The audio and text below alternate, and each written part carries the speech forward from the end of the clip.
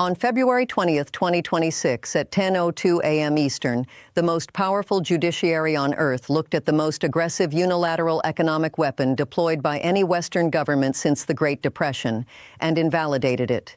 6 justices, 1 ruling, the architecture of Donald Trump's global trade war, built on emergency executive powers, has been formally declared illegal by the United States' own Supreme Court. But the story that matters is not the ruling itself. The ruling is the symptom. The story is what the rest of the world was doing while Americans were arguing about the statute. Because while Washington was consumed by tariff rates and Truth Social posts, something historic was taking shape in the spaces between. 40 nations, 2 massive trading blocs, a 1.5 billion person market being assembled without the United States at the table. The old order is not coming back, not because Trump broke it, though he accelerated its end, but because the middle powers of the world finally stopped pretending it was still intact. Let's put precise coordinates on what just happened. Learning Resources Inc. via Trump decided 6-3. Chief Justice John Roberts writing for the majority. The International Emergency Economic Powers Act, passed in 1977, does not authorize the president to impose tariffs. The statute does not use the word tariff, Roberts wrote. Congress holds that power. Article 1, Section 8 of the Constitution. The foundational framework of American governance just reasserted itself over 2 years of executive overreach. The tariffs had raised the U.S. average effective tariff rate to 17%, the highest since the early 1930s. The effective applied rate on global imports reached nearly 14% at peak IEEPA enforcement. The Tax Foundation estimates these tariffs cost the average American household $1,000 in 2025, and we're tracking toward $1,300 in 2026. The Federal Reserve Bank of New York found that 90% of those costs were borne by American firms and consumers, not by China, not by the EU, not by Canada. The weapon was destroying the hand that held it, and that is the strategic context that every foreign ministry on Earth absorbed in real time. Because when an economic weapon primarily damages the country deploying it, the calculation changes for every target. You stop accommodating, you start building around. 3 months ago, the world's response to U.S. tariffs was largely defensive. Bilateral deals, case-by-case exemptions, quiet capitulation on some demands to secure relief on others. That era ended at Davos in late January 2026. Canadian Prime Minister Mark Carney walked into the World Economic Forum and delivered the most consequential speech by a Western leader since the rules-based order began to fracture. He did not name Trump. He did not have to. You cannot live within the lie of mutual benefit through integration when integration becomes the source of your subordination. That line circulated across 40 foreign ministries within 24 hours, because every one of them had been in that position. Every one of them had restructured their economies around access to a market that was now weaponizing that access. If you are not at the table, you are on the menu. The room stood. The era of passive accommodation was over. Here is what happened next, in rapid sequence, because the speed is part of the story. January 16th, 2026. Canada and China reach a tariff reduction agreement unlocking $7 billion in Canadian agricultural export markets. Canola, pork, seafood, while capping Chinese EV imports at $49,000 annually at a 6.1% tariff rate. February 11th. The U.S. House votes 219 to 201 to repeal the Canadian tariffs, with 6 Republicans crossing the floor despite presidential threats. February 14th. India and the EU sign a landmark deal creating what analysts call the world's largest free trade zone by population. Week of February 17th. Politico confirms that Canada is spearheading negotiations to link the 27-member European Union with the 12-nation CPTPP Indo-Pacific bloc, nearly 1.5 billion people in a unified rules of origin framework across 40 countries. February 20th. The Supreme Court hands down its ruling, February 21st. The EU postpones ratification of its trade deal with the U.S. pending full clarity on Trump's new tariff architecture, February 24th. Trump's replacement 10% Section 122 tariffs take effect. Here's what that sequence tells you. The world did not wait for the Supreme Court ruling to start building around Washington. The middle powers began their realignment while the tariffs were still in force, while the legal outcome was uncertain, while Washington was still insisting it held all the leverage. The ruling accelerated what was already in motion. It did not create it. Step inside the room where this shift was decided. It is Davos, January 2026. The main Congress Hall. Carney is at the podium. Behind him, leaders and officials from Australia, New Zealand, Japan, South Korea, the EU, Brazil, and a dozen other delegations. Trump is also at Davos, scheduled to speak the following day. The tension is palpable. Carney speaks for 30 minutes. He does not use the word America. He does not say Trump. He talks about the architecture of collective problem-solving being under threat.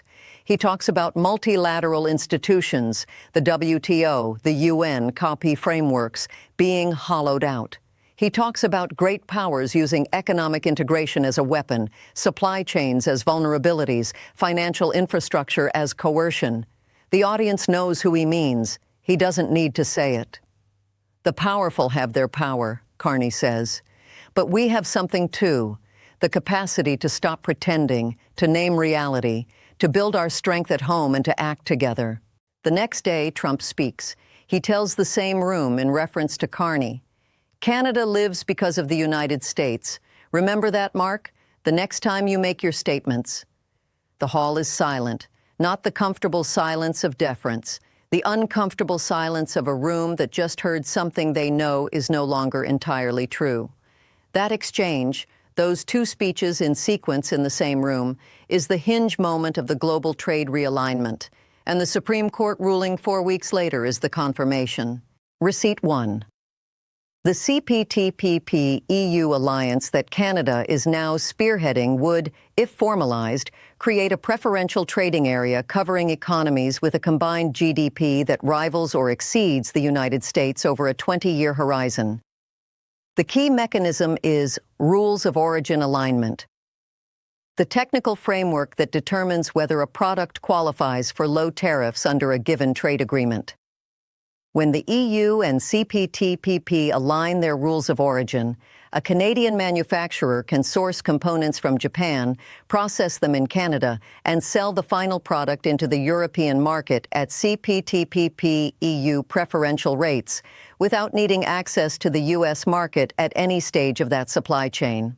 That is not a marginal shift. That is the rewiring of global supply chains at the foundational level. It takes years to fully implement, but the negotiations are live. The political will exists, and every company that has been forced to reevaluate its supply chain because of U.S. tariff unpredictability is watching this development with intense interest. Because the question for a multinational with manufacturing operations in 6 countries is no longer, what does Washington want? It is, what does the new rules framework optimize for? Receipt 2. China's strategic position after the Supreme Court ruling is stronger than it has been at any point in the past 2 years. Trump's IEEPA tariffs had given the administration maximum pressure leverage over Beijing, tariffs on Chinese goods that could be adjusted overnight by executive order. That tool is gone. The Section 232 tariffs on steel and aluminum remain, but they require industrial sector justifications and cannot be extended to the broad product categories that IEEPA covered. The Section 301 tariffs on China, built over years of USTR investigations, remain the primary lever, but they are slow, transparent, and legally constrained. Beijing, meanwhile, has been moving. The Canada-China deal gave Xi Jinping a demonstration that Washington's allies are willing to break economic ranks with the U.S. when their agricultural sectors are being punished. The India-EU deal closes a bracket around the Indo-Pacific that doesn't route through American preferences. China's rare earth export controls, which it deployed strategically when Washington escalated on semiconductors, remain a structural vulnerability for the entire Western supply chain that no tariff can address. As Bloomberg noted, Xi gains leverage ahead of U.S.-China talks next month. The trade war's most powerful participant, China, is entering the next phase in a materially stronger position than 12 months ago. Receipt 3. The European Union's pause on its U.S. trade deal ratification is more consequential than the headline suggests.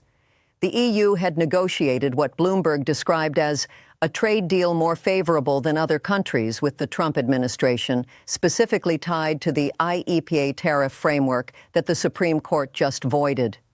EU lawmakers told Brussels, "We need full clarity on what the new legal architecture looks like before we commit." The assessment from EU officials is that Trump's new Section 122 tariff likely violates the existing agreement. Japan's trade minister made the same request in writing, asking for assurances that new measures would not leave Tokyo worse off than agreed. What this signals is that bilateral deals struck under IEPA leverage are now legally ambiguous instruments. The countries that signed them got something in exchange for the tariffs going down. Now, the tariffs have come down for different legal reasons, and the something they gave is still on the table. Do those deals hold? Can the U.S. demand performance on commitments made under a tariff regime the Supreme Court declared unconstitutional? These are not hypothetical questions. They are active negotiations happening in every bilateral trade relationship the U.S. currently maintains. Here's what every other outlet is missing. The story is not about tariffs. The story is about the durability of U.S. treaty commitments. As a structural question, every foreign ministry on Earth is now building a legal file that distinguishes between IEPA-derived commitments and commitments made under WTO-consistent statutory authority. Because if IEPA tariffs were unconstitutional from inception, then the trade deals built on the threat of those tariffs are built on a void. The leverage was illegal. Does that void the deal? Some legal scholars argue yes. Others argue that concessions made under duress can be revisited. This argument will play out in trade arbitration panels and bilateral negotiation rooms for the next decade. Let me translate that into plain language. Imagine you agreed to pay protection money to someone who turned out not to have the legal authority to threaten you. Now the court has confirmed the threat was invalid. Do you still owe the money? And who enforces the deal if you say no? That's the position of every country that made tariff concessions to the Trump administration under IEPA pressure. Their lawyers are writing memos right now. Now go deeper into the psychology of the global realignment. Why did the middle powers move when they did, before the ruling, before they knew the legal outcome? Because the ruling was never the point. The point was certainty. The problem was never the size of the tariffs. The problem was the unpredictability. Businesses cannot plan against a tariff rate that changes by executive tweet. Supply chains cannot be optimized when the foundational rules can be reversed before breakfast. Investment decisions freeze not because the cost is too high, but because the cost is unknown. This is what Doug Ford, Premier of Ontario, deeply conservative, deeply pro-business, said explicitly, what keeps Ontario up at night is not the tariff rate. It's that things can change day to day. Trump can wake up and either do a deal or blow up the CUSMA deal. That unpredictability is the brand. It keeps him in headlines. It keeps everyone off balance. And it is precisely that quality that drove the middle powers to stop waiting for him to stabilize and start building architecture that doesn't require his cooperation. The historical analogy that fits this moment is not the 1930s Smoot-Hawley comparison, though that comparison is economically apt. The more revealing parallel is Britain after Suez in 1956. That was the moment when Britain's allies realized that American support was conditional, that the U.S. would override its closest partners when strategic interests diverged, and that European countries needed their own independent economic and political architecture.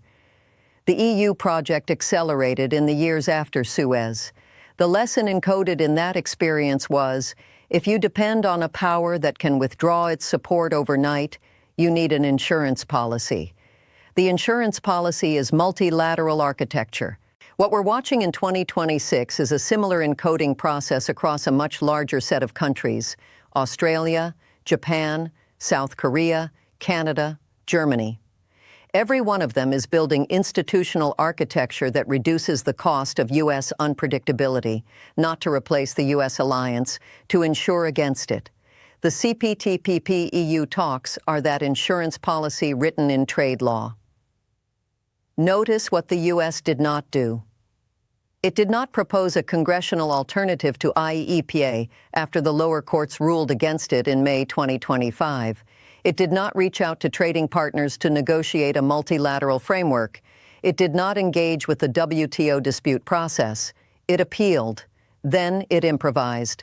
Section 122 is improvisation. Section 301 investigations are improvisation with a longer timeline. The absence of a coherent statutory alternative, the absence of Congress in this process, is the structural story that nobody is leading with. The doctrine that Carney articulated, and that the global response is now building around, is what strategists call strategic autonomy. The capacity to make consequential national decisions without depending on the permission or goodwill of any single partner, including the world's most powerful economy. It comes at a price. It requires redundant supply chains. It requires defense investment. It requires deals that may be economically suboptimal in the short term. But it is insurance against exactly the scenario that the past year and a half has demonstrated is real and recurring. The personal stakes for someone in the global south or in a middle-power Asian economy are real. The 150 days of Section 122 tariffs are attacks on everything from Vietnamese clothing to Indian pharmaceuticals to Brazilian agricultural exports that flow through American distribution networks. When that 150-day clock expires around August 2026, the question of congressional extension becomes the forcing event. A Republican House that already defected 6 votes on Canada-specific tariffs now faces a broader vote on global tariffs in an election year, with refund litigation ongoing and agricultural lobbies running ads against the policy on the president's own platform. For the first time in this trade war, the political math inside the United States may be aligned with the legal math. That confluence, courts, economics, and politics pointing in the same direction, is the condition that ends escalation cycles. Not immediately, not cleanly, but directionally. The uncomfortable truth at the core of this story is about the durability of the American-led international order. Not whether it was good, not whether it was fair. Carney was explicit at Davos that it was partially false, that the strongest always exempted themselves when convenient. The question is, what replaces it? And the answer that is being written right now in the negotiating rooms between Brussels and Tokyo and Ottawa and Seoul is a network of interlocking middle power relationships that collectively wield enough economic mass to resist coercion from any single hegemon, including the one that invented the old system. Think about the trade negotiator in a middle-income country, Vietnam, Malaysia, Indonesia, who has been told for 30 years that access to the U.S. market is the organizing principle of their development model. That assumption just cracked, not because the U.S. market is gone, because it is no longer the only door. The CPTPP-EU alignment, if realized, offers those countries an alternative architecture with comparable market depth and greater policy stability. The political consequence of that shift in Southeast Asia, in South America, in the African markets where China and the EU are already competing for influence is generational.